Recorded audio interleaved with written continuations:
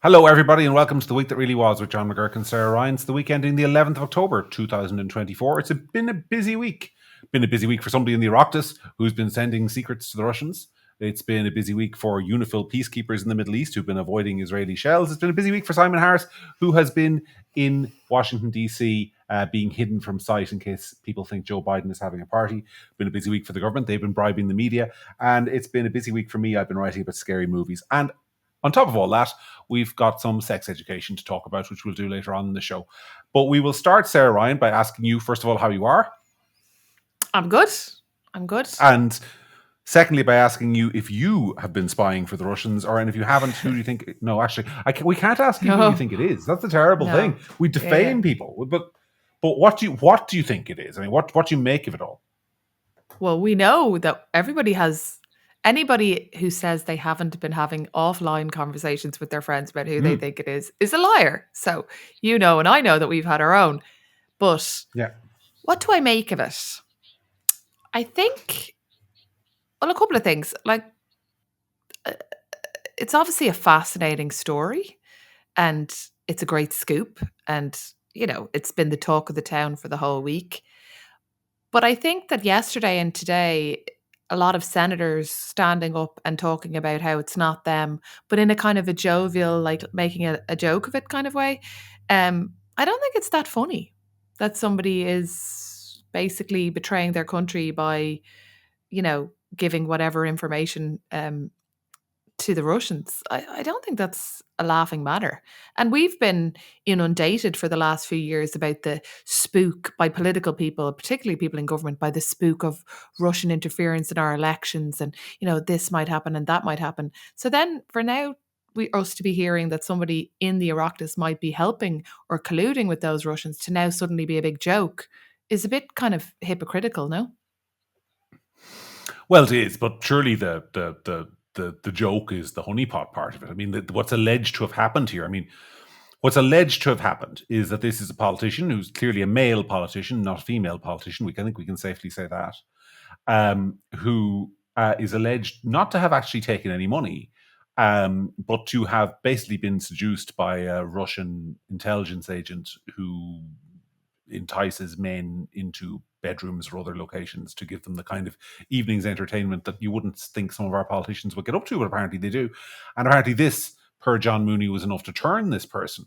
So I think that's what the amusement is about. I mean, it's a funny country. I mean, because you're right.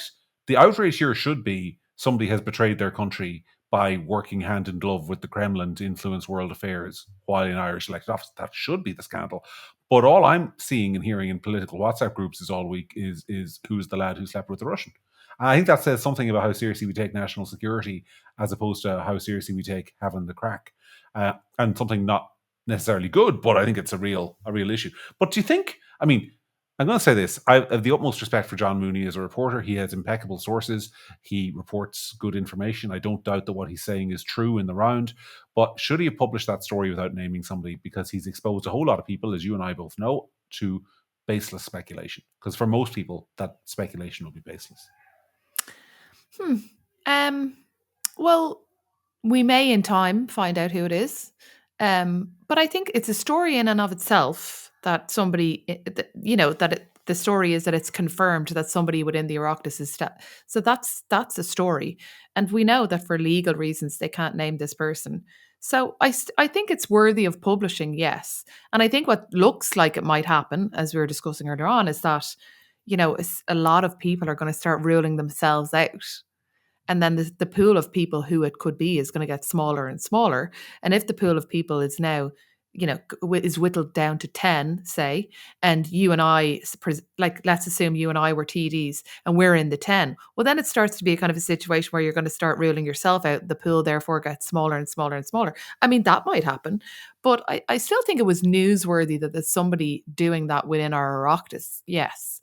I think that's a story. But you're right. I mean, it puts the whole place is awash with speculation there for a week, and it's a great distraction from other, more, well, actually, I was going to say more serious things, but I think this is quite serious. Well, the other thing here is, of course, that there is a way this person can be named. like, for the avoidance of doubt, if you're the viewers, I mean, I want to say something first of all. I don't know who it is. I No. don't. Nobody at Gript Media knows who it is. I suspect a lot of people in a lot of media outlets don't know who it is. John Mooney's hardly going to give us his sources, is he? He's not. They're his sources. It's his story. We don't know who it is. But if we did, if Sarah and I knew who it was, we couldn't say it because we'd be open to we'd have to be able to prove it beyond a reasonable doubt in a court. We'd just have alleged that somebody's a Russian spy. That's a matter of defamation. But where it can be said, Sarah, is in the Oireachtas itself. So if there is somebody in the Oireachtas who knows who this person is, who knows who the Sunday Times is talking about, they can stand up and say, it is Joe Bloggs TD who is a Russian spy. I know for a fact I have this information and I can say it.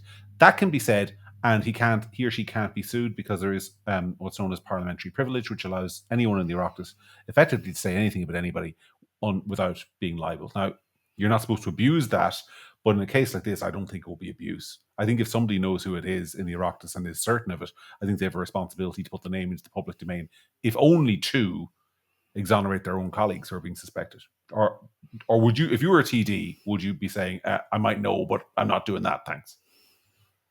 Well, I don't know. I mean, I suppose it boils down to how seriously do you take the matter as a whole?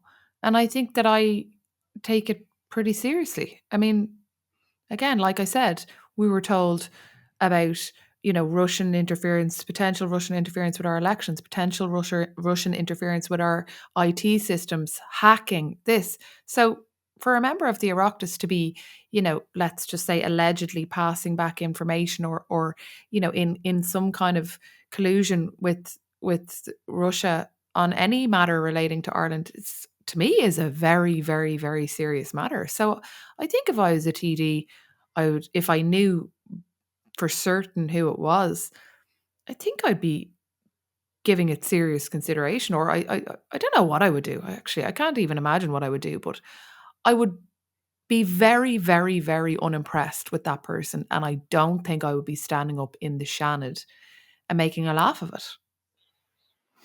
I mean, the other thing here is I think we have to be realistic. Like, I don't believe that this person is the only person in the Oireachtas who is either a willing or an unwilling asset for another country. And by unwilling asset, I mean, I think there are plenty of lads and some ladies, but mainly lads in the Oireachtas, as there would be in any organisation, who get a little bit loose-lipped in the bars or get a little bit loose-lipped in the bedroom. And I think there are plenty of hostile intelligence agencies in Dublin who, should they wish to obtain information, would have ways of obtaining it from some of our legislators. So I think it's interesting that we're focusing on the Russians here. I think, the Chinese, for example, have a track record of doing exactly this kind of thing in other countries. There are other major intelligence operations in Dublin from other countries, including the Americans, the Israelis, the French, the British, the others. I mean, I just don't think this is particularly uncommon. I think this guy, whoever he is just somebody who's kind of willingly doing it as opposed to being an unwitting stooge. Or is that too cynical? No, I don't know, but I think that this sounds worse than that. And I think that ultimately, if you have to be honey trapped into something, the inference there is that you've been tricked into doing something that you wouldn't normally do by virtue of the fact that this person now has some kind of information that you don't want to be made public to, I don't know, your wife, the public, whatever. So that to me seems like that it would be much more sinister in what information you may or may not be giving over, because otherwise, you know what I mean? Otherwise, why would they, they'd be getting it for free just from drunken chat. Do you know what I'm saying? So I think the honey trap element of it means that it would indicate to me that potentially this is, a little bit more kind of structured. It should be said the honey trap was not the only element included in John Mooney's story. So there was speculation in the Sunday Times that this person, whomever he may be, had actually been blackmailed as well as honey trapped, that he had engaged in activities overseas which were of questionable legality either there or here, and that this was being used as leverage against him, which I think is another reason why we can't have this kind of thing in the Oireachtas, because, you know, Yeah.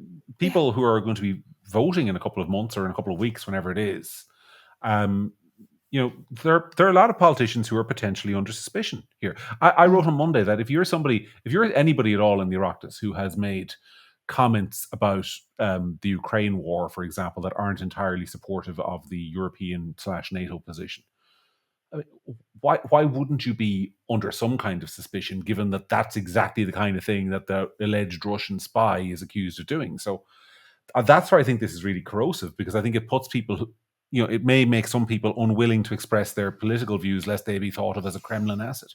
And that's why I think John Mooney and the Sunday Times should have named the person and gone all out and said sue us if it's wrong. But they didn't. Yeah, and that's why I think that it's quite serious and shouldn't be laughed about. All right. There, I thought we were going to laugh about it there. I thought we were going to have a load of gags about honey traps and Russian hookers and all that sort of good stuff, and then we decided it was too serious to laugh about. Staying on the subject of stuff that we can't really laugh about, let's talk about Sinn Fein. We can laugh. We can laugh. We can laugh. Well, we can laugh in the general direction of Sinn Fein, but not perhaps about the specific Michael McGonigal story. Story. Like, this is a guy accused of very serious offences involving children or images of children or in that kind of unpleasant sphere. And they gave him references. They said, go, we'll give references to the Irish Heart Foundation, I think it was. You go and work for them now.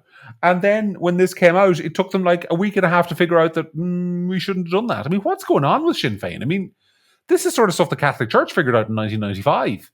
Like, and it's taking them for ages to come around and figure out that, you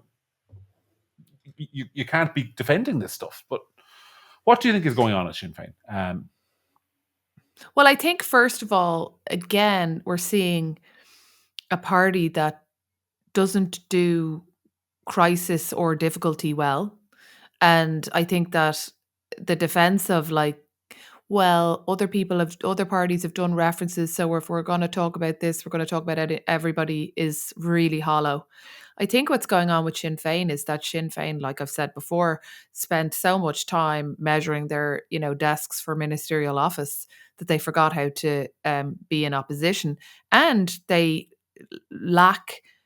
seem to lack a rigor or a discipline for this kind of thing that just went unnoticed before, because perhaps they weren't being put under the same scrutiny, or they just didn't have a lot of hard days. I'm not sure. But the other thing that's really tricky for Sinn Fein now is, there was the entire Maria Cahill thing, and now there's this, and it's starting to look like a bit of a pattern that Sinn Fein is a party that doesn't deal very decisively with people who are accused of any kind of wrongdoing when it comes to child sex abuse or sexual abuse.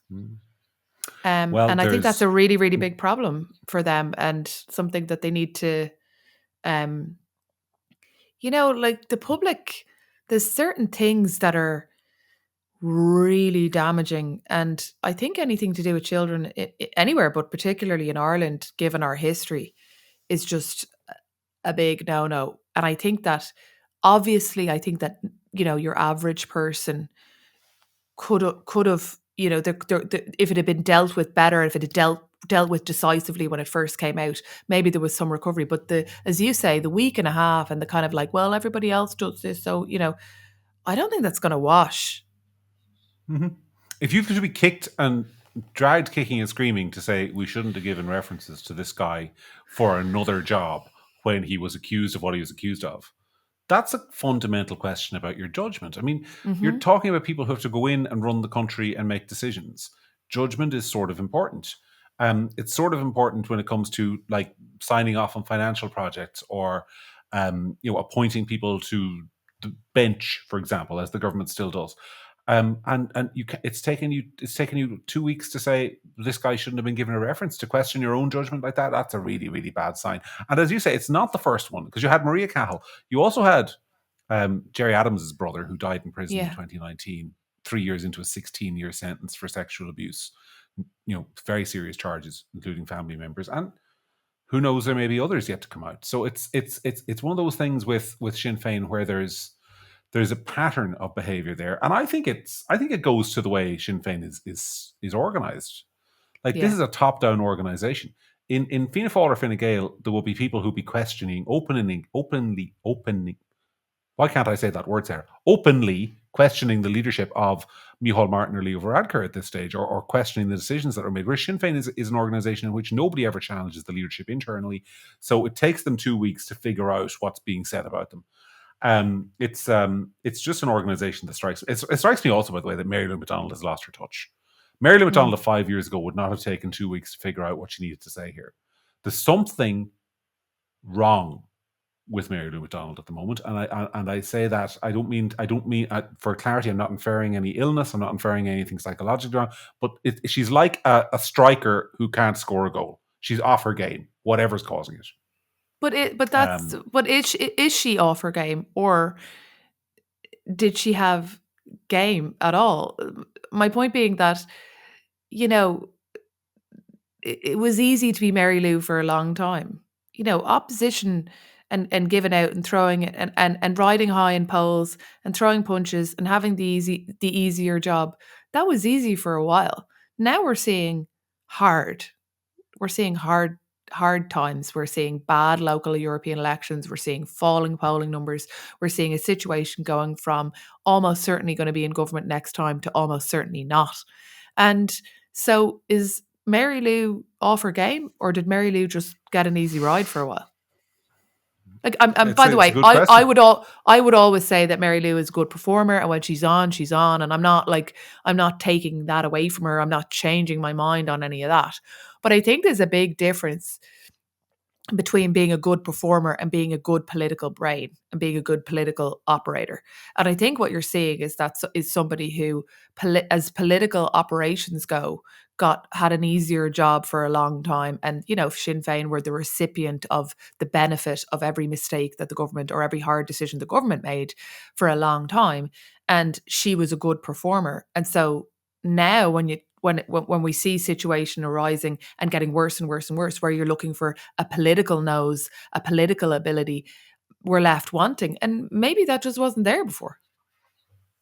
Yeah, I don't know. I mean, I just for clarity, I worked with Mary Lou McDonald way back in 2008 on the first Lisbon Treaty referendum. We were both on the no side in that campaign, working for different organizations, and we met and did a couple of debates together and stuff, and I got to know her a little bit, like we're first name terms. And I thought she was highly capable and a very nice person. And I always rated her highly as a performer. But for some reason, that ability to perform appears to have just left her in the last couple of months, to the extent that she always seems to be like a couple of days too late, saying the wrong thing, when it would have been easier to say the right thing on time if she still had the political antenna that she used to. It's extraordinary to watch. And they're plummeting. I don't buy the opinion polls that have them at 18% in the general election, Sarah. I don't. I think I'm moving in your direction. I think they'll be lucky to come back with 15% in a general election. And I see they're panicking now with candidates and replacing sitting TDs on the ticket and all sorts of stuff like that. Ironically, the girl who got elected, Patricia Ryan, not the girl, the woman who got elected in Tipperary, in Kildare South on her holidays the last time, they decided that she's not going to run now. They're going to run somebody else to try and hold that seat. So I think they're clearly panicking as well. And she withdrew, but she didn't just withdraw. She left the party as well last night. So Wednesday night. So yeah, no, not a happy camp. No. So I totally agree with you. I think 15%. How many TDs do they have at the moment? 30 something, 36, something like that, something in that range. Yeah, I think I never know. I should know. Ben Scallon knows that off the top of his head. I don't, but it's like 30 odd. It's one or two less. Yeah. But anyway, I think that they're going to lose. I said it before. I think they're going to lose 8 to 10 minimum. I think that they're going to lose. I have a few constituencies that I'm particularly interested in, and I think they're going to lose. I think they're going to lose badly, and I think that's going to be the story of the election. And I'm not sure that that's recoverable in any time now, but before an election, because I think an election is soon enough, regardless of when it is. And I think that there's no, we discussed it on the podcast a couple of weeks ago, and I said to you, like, if you were paid to come up with a strategy to stop this, whatever the opposite of momentum is, or momentum in the wrong direction, you couldn't come up with an idea. What do you do to come out? Okay, you pointed out the time you come out strong on crime or whatever. I think it's too late. I think the Hmm. I think the tide has gone out on Sinn Fein. I think it's fascinating to watch because most of the time, like if you think back to Labour, when Labour got in 2011, and it was the Gilmore Gale, and then obviously they gained a lot of TDs, and then they got into government, and very shortly after they got into government, they became hugely, massively hated by the public. All of their broken promises and blah blah blah blah blah. But at least they were actually in government before people started to hate them. Sinn Féin managed to seem to have just shit the bed before they even got into it. So Well, I'm convinced. Sorry, can I just say with the Labour Party, I'm convinced the public, as a general rule, hate the Labour Party, and that every now yeah, and again they forget for a while. That's what yeah, happens to the Labour Party, Anyway, but no, your yeah. point is well made. But Um, to pick Sarah constituency just completely at random. Sorry to interrupt you, but I thought you might appreciate this question. Where you think they might lose a seat. I mean, Chris Andrews is going to be under some pressure in Dublin Bay South, at, isn't he? at random. Yeah, I think Chris Andrews in trouble. I think that if you look at the local and European elections, the local election vote across that constituency for Sinn Féin didn't hold up. I think anecdotally, and I know that constituency quite well, and I know a lot of people who live there, he is um, not doing, how do I say this nicely, or diplomatically, uh, not doing as well as he would have been a couple of years ago. I also think that there's and now I say this not nicely. I think there's a couple of, potentially, depending on who runs in that area, but it tends to be quite a lot of intellectual heavyweights and people who are quite visible. And, that constituency like their TDs to be kind of high profile, your Michael McDowell's, or your Jim Are O'Callaghan's, you like people suggesting who that are. Chris Andrews isn't ministerial material? Is that what you're trying to suggest? They used to say about Dublin Bay South that it elects ministers, not TDs. I'm suggesting that Chris Andrews isn't primary school material, John, but Okay, fair uh, enough. but yeah, no, sorry, I just don't have anything um, positive to say there. But I think, regardless of my own personal history with Chris Andrews, because I know you didn't just choose that at random, uh, I think that potentially Sinn Féin are in a spot of bother for that seat there. It's not a seat that it's not like it's a long-standing Sinn Féin seat. Hmm.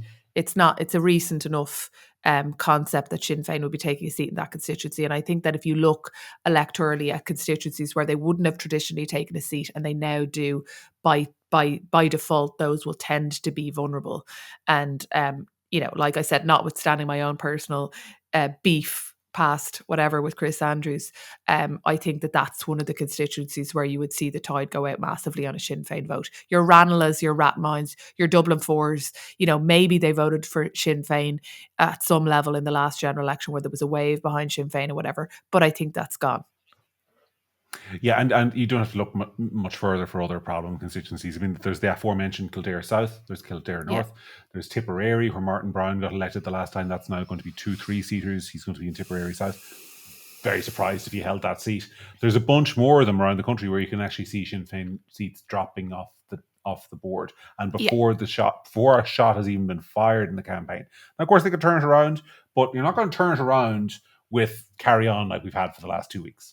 You're just not. Even with the government giving you a bailout. I mean, everything the government do, Sinn Féin, I mean, today, as we were recording this, I saw the government had spent 8.7 million with Deloitte, I think it was, to consult with them about how to put Ukrainian refugees into the country. And I was just thinking to myself, Sarah, it's a good job we spent that 8.7 million, because imagine if we hadn't, how bad things would be.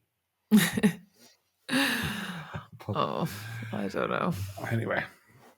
Anyway, will we move on to talk about something else? Do you know what? I'll break up the conversation because we're going to come and talk about sex education in a minute. But I want to talk about something that Laura Perrins made me think about this week. Well, Laura Perrins made me do something this week that I didn't want to do. She made me watch a horror movie.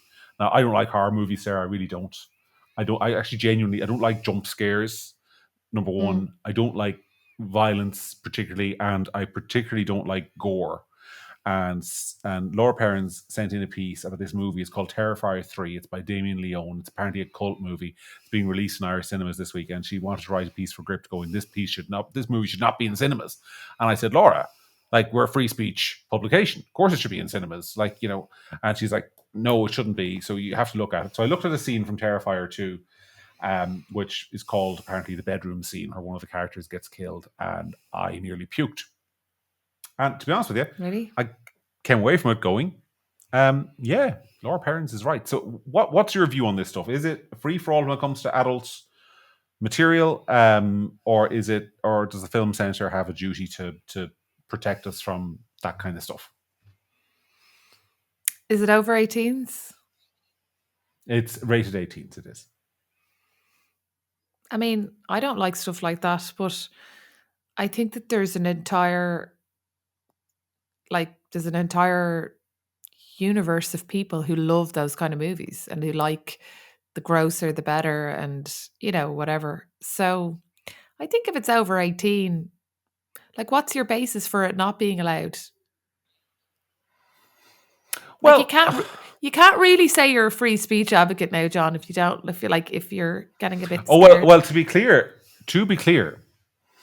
I don't think it should be banned. I'm never in favor of banning anything. Like, Right. you know, but there's a difference between not banning something and allowing it to be advertised and shown freely in cinemas. So, for example, if you were to take the latest production from, I don't know, isn't there a company called Vivid Productions which makes hardcore pornography? And you were to take their latest movie, let's say there is, and let's say that I think there is, and let's say they had a movie called Lonely MILF 6. Like, I think that should be allowed on the internet if you want to buy it. I think it should be allowed in adult sex shops. I'm not convinced it should be approved for the cinema. And I'm saying, like, why do we have a different attitude towards absolute violence and gore compared to what we have for that kind of stuff? You're laughing because you don't want to talk about or answer the question because you know I'm making sense. No, I'm laughing because I'm laughing because why are you making up titles for random porn movies? It's like, no. I mean, I think if it's over 18, John, it's like there's people who are into mad stuff. Like my sister and I are really weirdly into post-apocalyptic stuff. So, you know, post-apocalyptic books, post-apocalyptic, you know, like the what's the one, you know, The Walking Dead.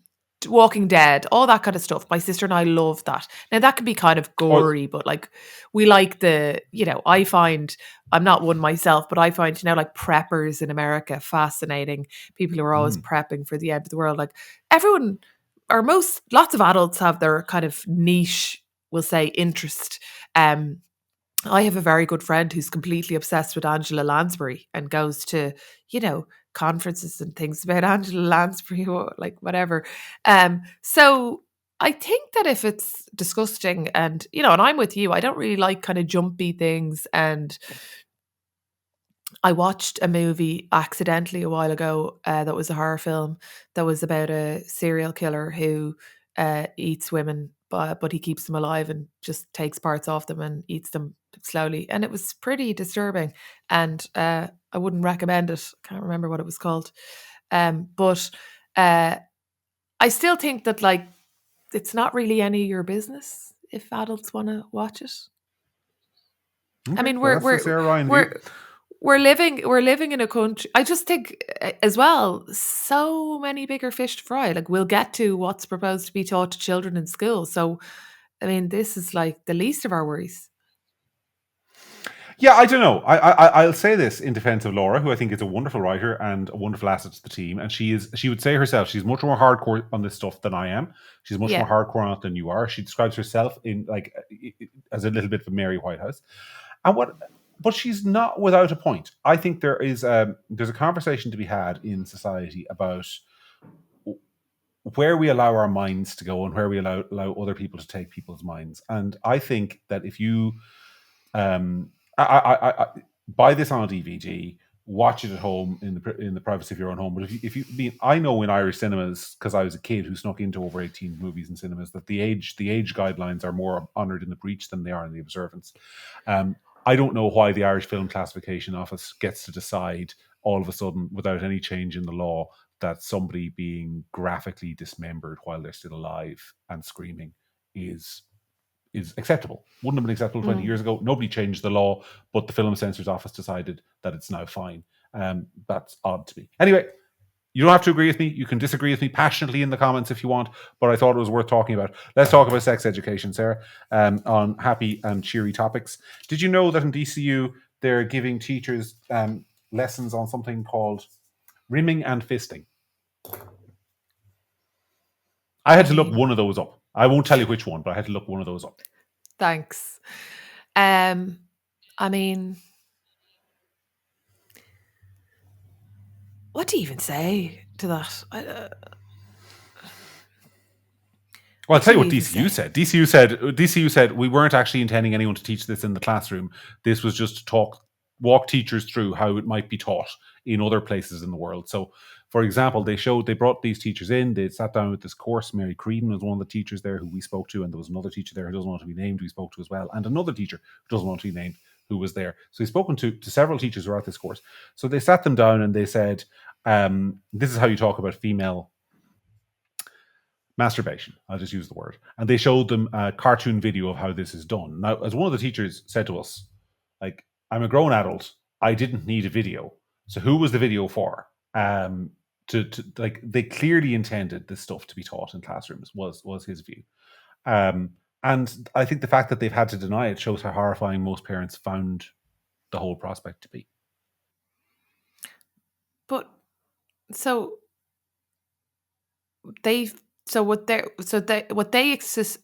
expect us to believe is that they brought a bunch of teachers to a conference and taught the teachers for no teaching reason, just in case they might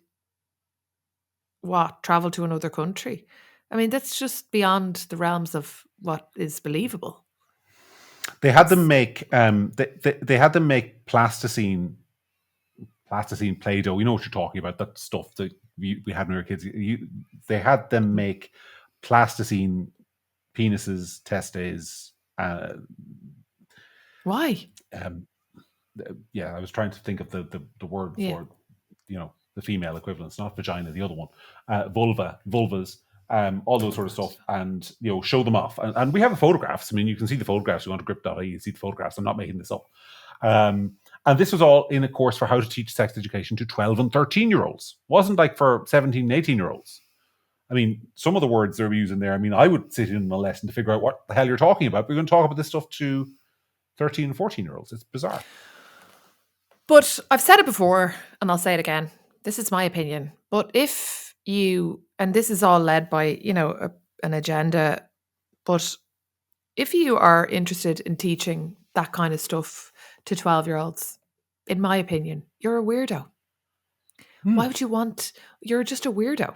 These are weird people. Wherever this is coming from are strange people who want to, I'm not 100% decided, and I know people in the comments will say, well, it's this and it's that, whatever. I'm not 100% decided on what the full agenda is, but I think it's sinister and I think it's strange. Why the obsession with teaching children about this stuff? I don't know. But I think that if you are driving an agenda that seeks to teach children about rimming or fisting or any of that stuff you mentioned, you're a weirdo. You're just a strange person. What possible? And also, furthermore, as a parent of children who aren't yet that age or whatever, it's absolutely none of anybody else's business but mine and Keith's what our children get taught about any of this stuff. And I think it's creepy and weird that there's such a drive and a push to teach children stuff. And we're not even, just to be clear as well, and obviously we're not, because you've just explained what some of it is, but we're not talking about teaching children, the human biology. We're talking about teaching children what is effectively porn, what is effectively like beyond what most adults, I think, and most adults I know would be doing at any young age, never mind even as adults, most of the time. We're talking about teaching children extra stuff that only a small amount of people do. Why? Why do you need to do that? Why do you need to teach kids?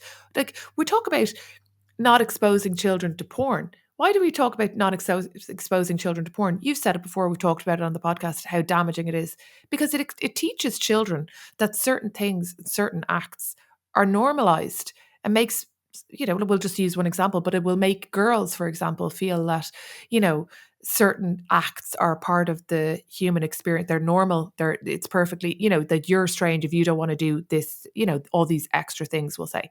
And what this is doing is going into 12-year-olds and teaching them about fisting and rimming and acting as if that's just a perfectly normal thing. Well, I'm a 40-year-old and I don't think fisting and rimming is a normal thing that adults do. So why on earth, what kind of a freak is trying to teach my kids about that? And why in an education system? If somebody came up to one of my kids in another setting, one of my sons, for example, and tried to teach them when they were 12 about fisting and rimming, I would be seeking to have that person arrested. So why is it okay in a classroom? Because we've all lost our minds. We've all allowed this kind of sinister thing to creep in where everyone's afraid of their life to call it out. I'll call it out. This is creepy and weird. And anybody who wants to teach my kids this kind of stuff will be called creepy and weird by me. And as I said, if some man came up to my son in the local park and started talking about fisting and rimming, I'd have him arrested. So why would I not be deeply concerned about an agenda that seeks to teach my child that in the classroom?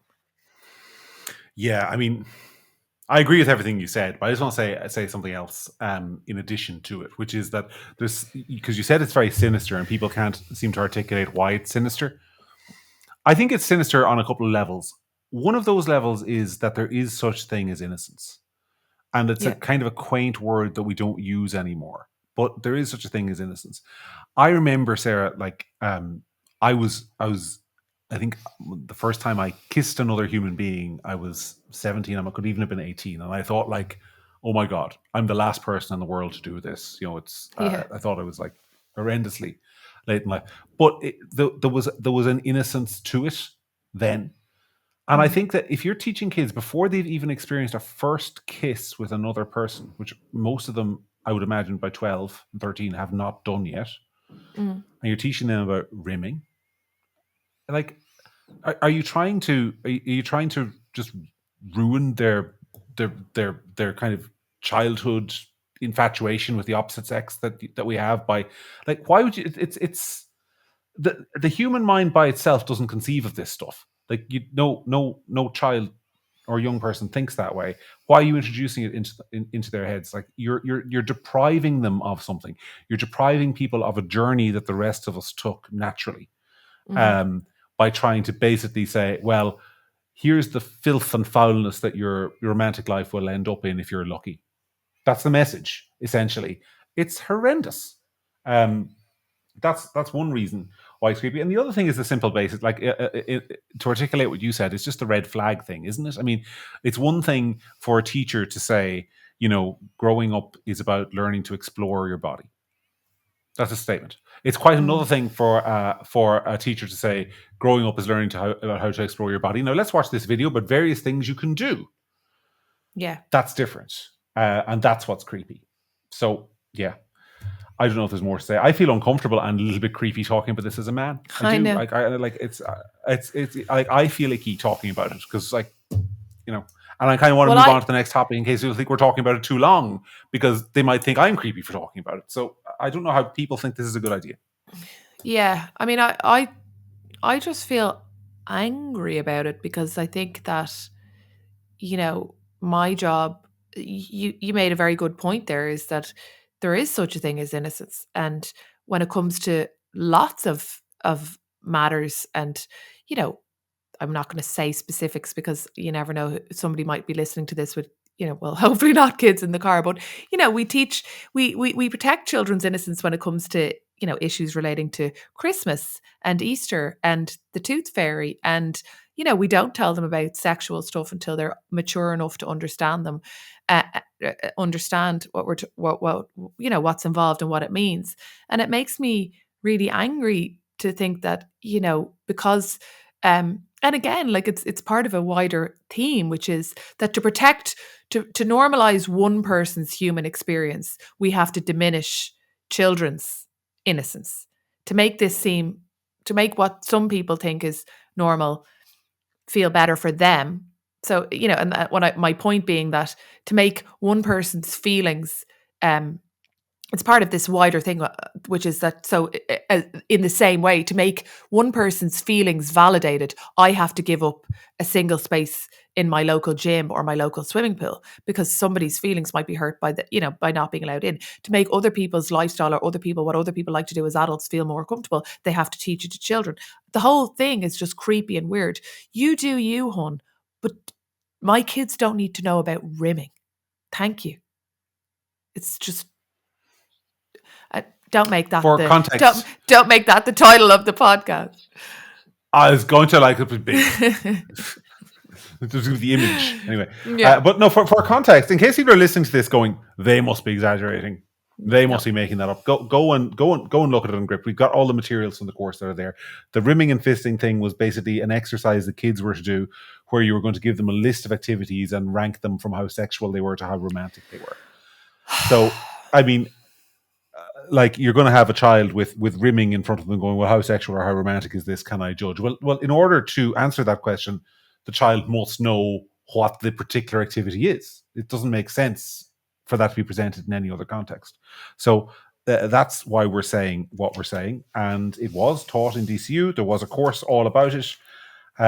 Several teachers have now gone public about it. And in fairness, Sean Fleming, who's a Fianna Fáil TD, has called on the Minister for Education to withdraw all those materials immediately, even though the Minister for Education disgracefully went on News Talk last week and pretended like, oh, this was all just an exercise for teachers. I mean, spare me. But that also was an untruth. And also, John, let's call a spade a spade. Even if those materials are withdrawn, this isn't the first time, nor would it be the last time that the government, in my opinion, have gotten caught trying to sneak things like this into books and into play. We saw the same thing with the racist Irish family a few weeks ago. This is things getting made. This is the public being made aware of things despite, do you know what I mean? They're getting caught. So there'll be another attempt to creep this in somewhere, to sneak this in somewhere else, creep this in. Well, here's the thing. Where I disagree with you in one sense, it's not the government getting caught, because the government are not behind this. The government are letting it happen, but they're not behind. I do not think, I'll say this for Norma Foley. Norma, if you're watching, I do not think you want to teach kids about rimming. I don't think you want to do that. I do, however, think that Norma Foley is too scared of the people who do want to teach kids about rimming to say a damn thing about it. I think she thinks it's her job. Oh, well, the department thinks this is the right thing to do, and I'm the minister and I answer to the department and I will defend the department. I think she's a waste of space. I think she shouldn't be the Minister for Education, and that's the reason why. I think it's true of half the cabinet, but particularly of her. I think as well that you're right. It's not the government, but I think that I've been really underwhelmed by Norma Foley's refusal to absolutely condemn this, and that doesn't inspire my confidence that it won't creep back in elsewhere. And I think that, ultimately, and I come from a family of teachers, so I would say this, but I really do genuinely believe this, and that I think that Ireland has a very good education system. And I think that the quality of education that people who go through the entire education system in Ireland come out with at the end is good and better, than lots and lots of other countries. So I think it's a terrible shame that Norma Foley is allowing our education system to be undermined like this by allowing this kind of garbage to be taught to children who deserve better. They deserve more protection from this stuff than they're receiving from her. All right, we'll leave it there. I think we've said everything there is to say on this topic. No doubt we'll be back to it in the future. We talked earlier on about the Sunday Times' big story on last Sunday's newspapers, which was obviously about the Russian spy. Kind of overshadowed a big story by Mark Tighe in the Sunday Independent, I thought, Sarah, that I want to talk about briefly, which was this business where the state has been handing out money to media organisations, hundreds of thousands of euros, including to our friends at the Journal, who got like a couple of $100,000. And in return for them handing out all this money to media organizations are to provide more coverage of climate change and of things like the rise of populism, i.e., the far right, overseas. And the funny thing is, the only media organizations in the country who didn't get this money were ourselves, because we didn't apply, and therefore were unaware of the conditions. And the Sunday Independent, who saw the conditions and said, no, that's not proper journalism. And so they broke the story. None of the other media outlets thought it was news that the government was tying what they were covering to the money they were getting. I mean, am I wrong, or is that not just plain old-fashioned corruption? Or am I going too far? No, I don't think you're going too far. I think. Are you surprised? No, I'm not surprised. I've been writing about it for years, but it's the first time it's actually happened. It's obviously been the trend. I mean, when the pandemic, I mean, it was, you had to be an absolute idiot during the pandemic not to listen to all the ads on the radio from the government and the HSE and all the grants that they were getting to keep them open during the pandemic, to then find that the media organizations were very friendly to the idea of keeping lockdown going. I mean, once you're bought, you stay bought. So I'm not, but I think it's kind of becoming entrenched now. Entrenched that they're bought. And I don't say that as a conspiracy theorist. There's some good people, but they're bought. Yeah, I mean, look, the I was laughing because when you said, climate change and COVID, just all of the stuff, literally all of the stuff that Gript doesn't say.